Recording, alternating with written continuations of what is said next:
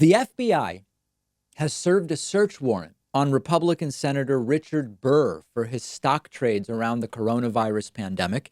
You might remember that Richard Burr was one of the senators exposed to making very convenient stock trades right after being briefed about the coming pandemic, but before that knowledge was public. An investigation is underway. Federal agents have now seized any number of elements from Richard Burr, including his cell phone. Recall that Richard Burr is the senator who sold a bunch of stock on February 13th. This was when the Senate Intelligence Committee was already regularly being briefed about the coming pandemic. Trump publicly was downplaying it, and Republicans publicly were downplaying it as well. And a whole bunch of those shares of stock lost massive amounts of value in the weeks that followed as the effect of coronavirus hit the markets. And Richard Burr was able to avoid significant financial losses by these trades. Now, do I think that this investigation is serious?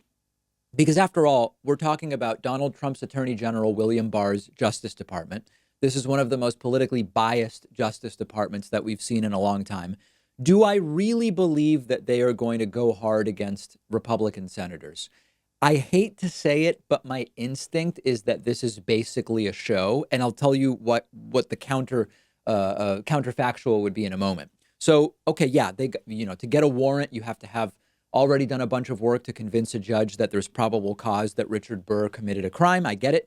Yes, to serve a search warrant to a sitting U.S. senator, it means it was approved in the Justice Department at the highest levels.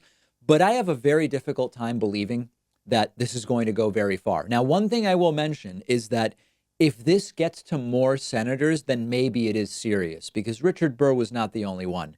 We had Republican Senator Kelly Loeffler from Georgia dumped huge amounts of stock, bought shares of Citrix, which makes telework software. One thing I want to remind you of, because it's relevant here, is insider trading versus the Stock Act. There's some confusion between insider trading from an SEC perspective and violations of the Stock Act. When we talk about insider trading in general, you're typically trading a company's stock because of non-public information, usually about that company. It's not always illegal. It depends on when you make the trade, what the information is, a whole bunch of other factors, and it's governed by the Securities and Exchange Commission, the SEC. The Stock Act is a specific piece of legislation that applies to members of Congress. It applies to the trading activities of members of Congress specifically. This was needed because members of Congress could trade on inside information that was not about a particular company, but it was more related to non-public briefings, intelligence related to, could be national security, foreign policy, or whatever else.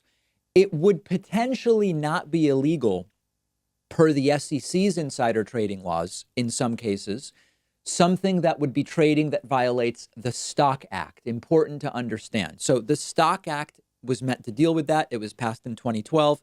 It was then weakened in 2013. Now, this is really interesting. The Stock Act passed in the Senate 96-3. Of the three people to vote against it, one happens to be Richard Burr, the exact Republican senator that we're talking about today. Now, let me mention one other thing. This is very cynical. There were many Republican senators involved in this apparent insider trading around coronavirus. So far, it's only Richard Burr who has been served a warrant.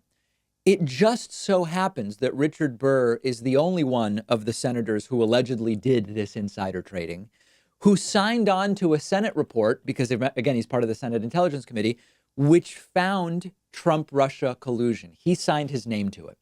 Is Burr being targeted as retribution, while so far Kelly Loeffler and the others have not been? I don't know. So the Trump Justice Department, which wrongly summarized Robert Mueller's report as total exoneration, that was a lie, recently decided they didn't want to prosecute Michael Flynn, who pleaded guilty. They said, we're not going to prosecute him. And they've now figured out how to get Paul Manafort out of prison, which we'll talk about on the bonus show. I would not put it past this Justice Department to target Richard Burr and not the others because of his signing on to the Trump-Russia report that the Senate Intelligence Committee put out. That's what we know so far. We will follow it. Let me know what you think. I'm on Twitter @DPakman. I want to give a quick shout out to one of our sponsors, Vincero Watches. They're giving my audience 15% off your entire order when you go to davidpakman.com/watch.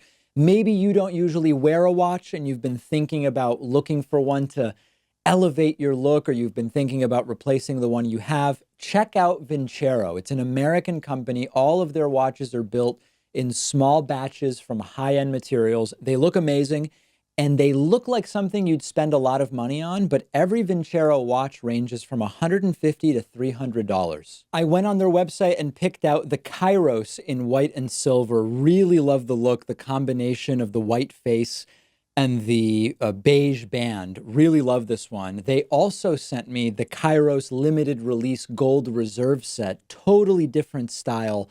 This one would make a fantastic gift for a couple people I can think of in my family. Anytime you see me wearing a watch on the show, I'm wearing a Vincero watch. Go through their collection. I know you'll find something you like, and you'll get 15% off when you go to davidpakman.com/watch.